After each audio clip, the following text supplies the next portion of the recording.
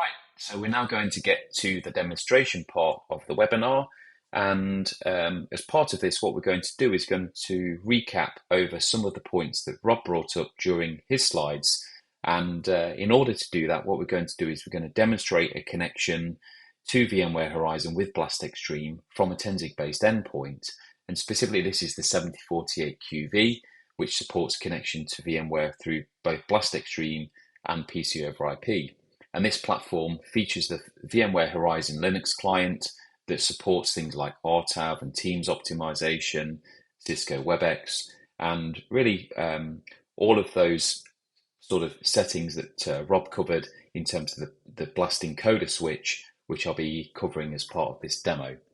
Now, just before we get started, again, just want to reference to some of these guides and links that are covered. So firstly, the Horizon Optimization Guide.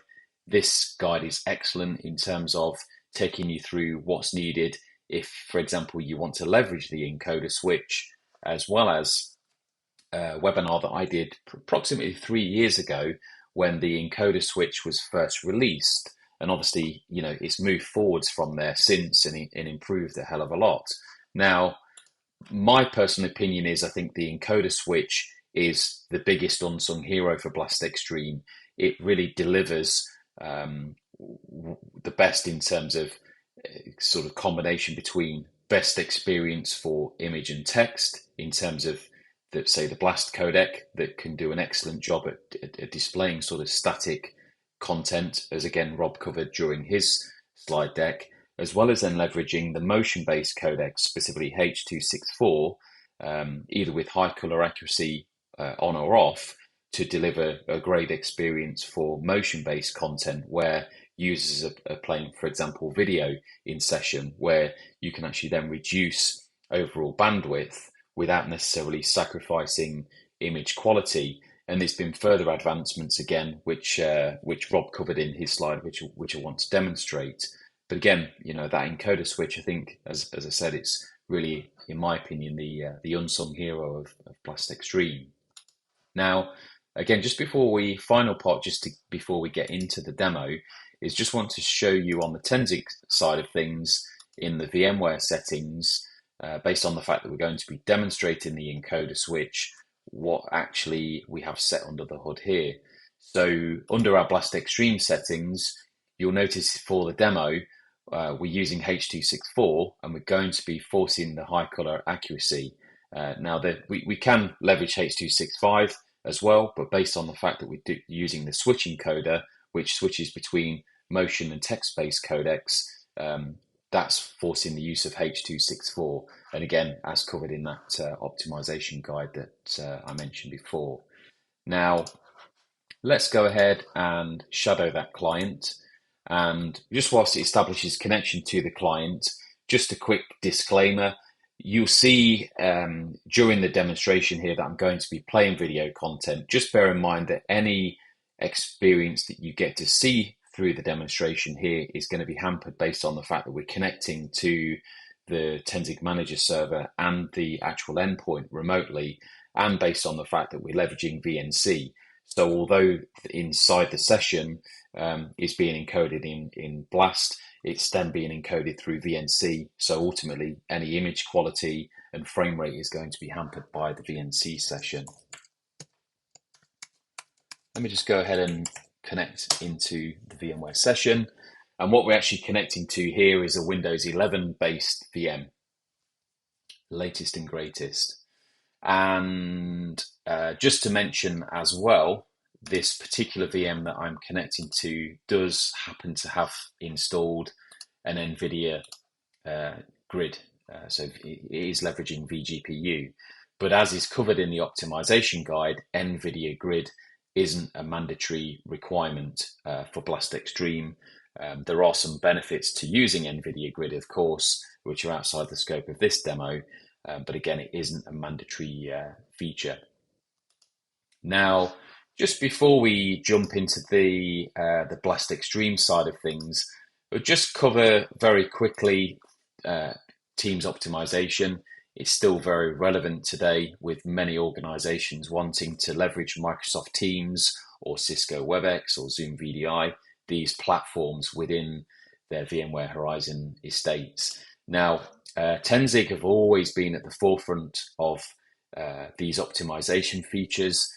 So you can see that the Teams is actually passing through local webcams, local audio, and there are specific sessions that we've done on this over the course of the last few years. And you can see that Microsoft Teams is running in this session with VMware Media optimized. So we'll leave that part there and we'll switch our attention now to the Horizon side of things in terms of the Blast Extreme encoder switch. Now, the first thing we want to dig into is the Horizon Performance Tracker. So the Horizon Performance Tracker has been around for a few years now, and it's bundled into the Horizon Agent. And I always recommend that you install this because it allows you to see what the protocol is doing under the hood. So firstly, it will tell you at any one time whether you're connecting through Blast Extreme, whether you're connecting through PC over IP, and it will also give you information about the network and the transport layer, as well as then the actual encoder that's being used, in this case for Blast Extreme. So as was covered during Rob's slides, there are several different encoders that come with Blast Extreme as an overall sort of umbrella. And the actual encoder that we're going to be demonstrating here is the switch encoder.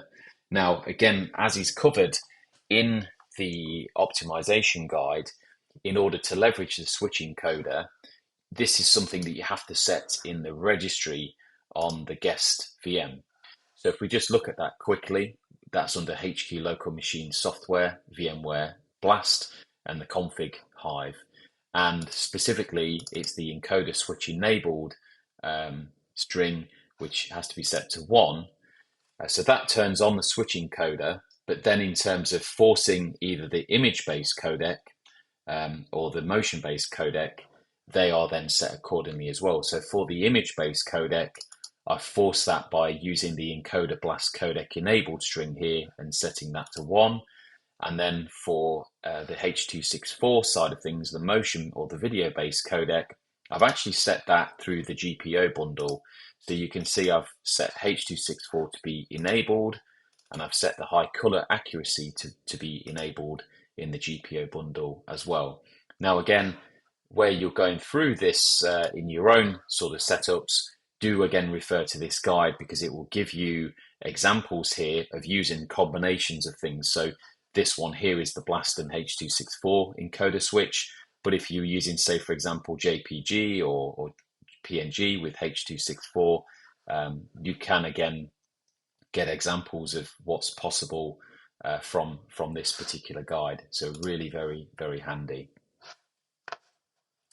Now, other thing to just observe in the Horizon Performance Tracker, and this is a relatively new thing that the Performance Tracker can demonstrate and to offer, is the fact that as well as recognizing that we're using this switch encoder, it can also recognize whether it's using the text-based encoder or the video-based encoder. So at the moment, the image that we're looking at is static, and because it's static, the Blast encoder can recognize that it's best to offer that in an image-based encoder, and specifically in my case, it's going to be the Blast encoder because obviously that's what we've set in the registry hive. Now, if we bring into view, for example, YouTube, that is then going to change the screen into being motion-based. And what the Blast encoder is then going to recognize is that it then needs to switch that over to be a video-based encoder. And you can see if we go back to the Horizon Performance Tracker, you can see it's already made that switch to video. Now, whilst it can tell you at any one time whether it's using text or video switch to actually recognize what's going on specifically under the hood. So for example, in my case, we mentioned that I'm using Blast and then H.264 high color accuracy. What we can do to sort of determine that is use the underlying log files. So, and you can see here again, it takes a moment, but you can see that encoder has switched back to text. Now, what we can do to uncover that is we can go to the session properties here, and you can recognize this client display number. And then what we can do is we can refer to the log files, And although in my case, because this is an instant clone, it's a clean VM, I've only got one session ID. But if this was a VM that had been created over a period of time, or it was an RDS-based desktop that had multiple connections, we'd need to track which session ID corresponded to this particular client session. So that's where the Horizon Performance Tracker can come in handy as well. Now, if we look at this particular log file, let's go in. It's obviously been in existence for a couple of days, but let's just go in, and the string that you're actually looking for in the log file is this reg or reg enc-switch. Now, if we go right to the bottom of that log file, again, which is at this current time, this morning's date and time, you can see the last thing it did is it switched back to the text-based encoder, which in my case is the blast codec encoder. And if we go up that log, what we should do is then saw when it switched to H.264.444. So that's telling me that right there that the switch encoder is doing its job switching between the blast codec for text and then switching to H.264.444 or high killer accuracy when we get to motion-based content. So again, good, useful information in the log file to actually confirm what's going on under the hood. And obviously, in my case, that corresponds to both the GPO that we set, the registry, and the client settings that we looked at earlier.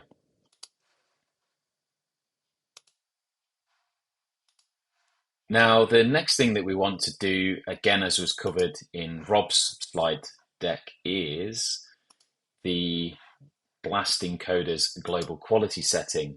And again, this is a really nice, recently introduced feature that for an age, there's been the possibility to set the quality levels of Blast Extreme through this GPO bundle, but you had to do it individually, and you had to do it for almost each codec. So, for example, if we look at H.264 quality, we can set H.264 quality there, and it's based on the concept of using maximum and minimum quantization parameters. And the same sort of thing applies to the Blast codec quality, where you can see Blast codec has a maximum and minimum. And where it gets quite confusing is the maximum, as it explains in the description, actually sets the upper bound for quantization, which is in effect the lowest quality setting. And the minimum QP sets the lower bound for quantization, which is in effect the best quality. And it's exactly the same for H.264 quality. So maximum is in effect the lowest quality, the highest compression, and the minimum is the best quality. Now, again, without that global quality level setting, what you in effect have to do is you have to start going through and you have to start reducing these levels down and start to see the net effect of those. But what the global quality level in effect does is it in effect reduces that maximum quality level settings of each codec. So the blast encoder, the H.264 codec, as well as the JPEG or PNG quality level settings. And what it does is it does that in increments. So it starts off with encoder global quality level setting of 1, which is the most balanced setting, and allows you to increase that up to a maximum of 5.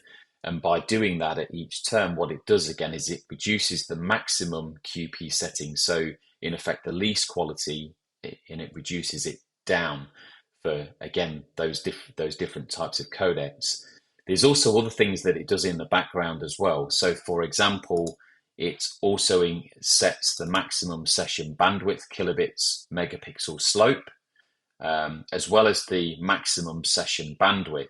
And it does that in relation to, in effect, increasing the overall quality.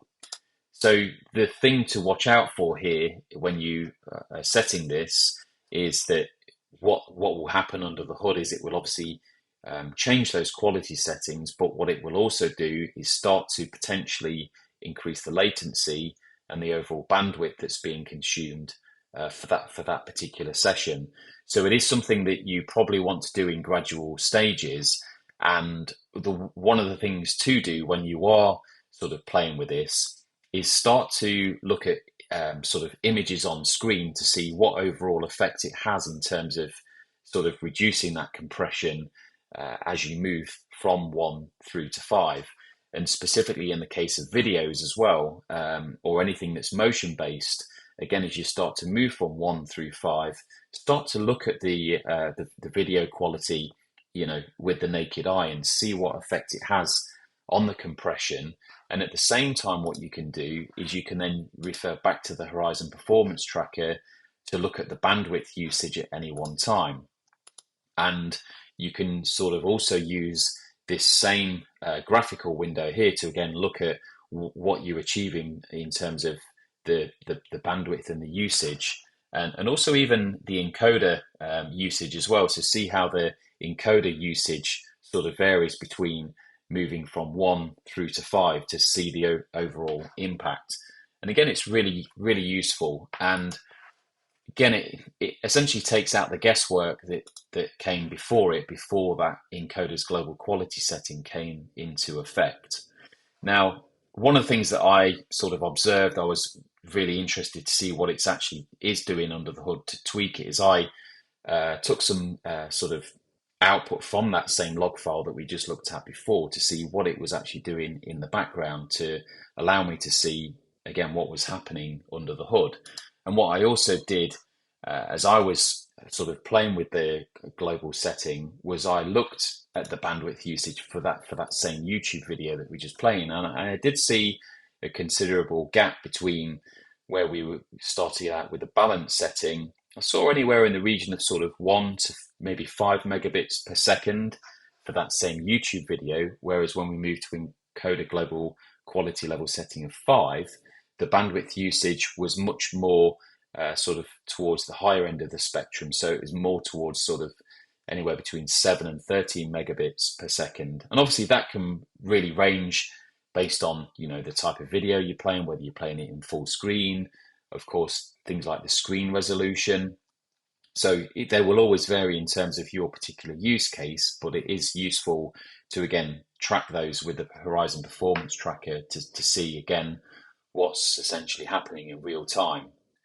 One of the things I didn't mention until now, which is an important part, is the encoder switch also will encode, or the switch encoder works on a per monitor basis. So if you think about a situation where you've got perhaps 2 or maybe 4 monitors, only one of those screens is going to switch, for example, if you've got video playing on one particular monitor. And again, that's where that phrase of unsung hero comes into play, because it doesn't change the entire estate like it used to before the days of encoder switch. It changes it just for that particular screen where the video is being played, and doesn't then sacrifice the image quality for the other monitors that, again, contain perhaps Office apps or graphics. So it really is very good. Now, again, I touched on it before, but as you're moving through the global quality level settings, some of the things, or one of the things that I took note of, was anything that it was changing, again, in that same log file that we referred to before. So with our Blast Worker session ID, what actually gets output in this log file, because it all occurs in real time, is it actually changes these settings on the fly. So where we start out, for example, with encoder global quality level setting of 1, what that actually does is it sets the JPEG quality settings accordingly. So in this case, it sets the low quality setting for JPEG to be 8, and for H.264, it sets it to 36, and for the Blast codec, it sets the max QP to be 8. So remember the case here that the minimum for Blast codec specifically, the minimum is 1 and the max is 8. So that allows the Blast codec to sort of vary between 1 and 8. So there's quite a big window of compression there where it can adjust accordingly. But what will happen as you move through from 1 through to 5 is that window size will effectively reduce. So as you can see here, when we go to global quality level 2, it becomes 1 and 6. So as the global quality encoder level setting explains, it's reducing the max QP for each. And similarly for H.264, it's moving it from 36 down to 30. So each of those encoders is again getting sort of strung down to make sure that as you move up towards a blast global quality level setting of 5, that it's reducing that max QP setting down and forcing all of the blast codecs to be at their best quality level setting.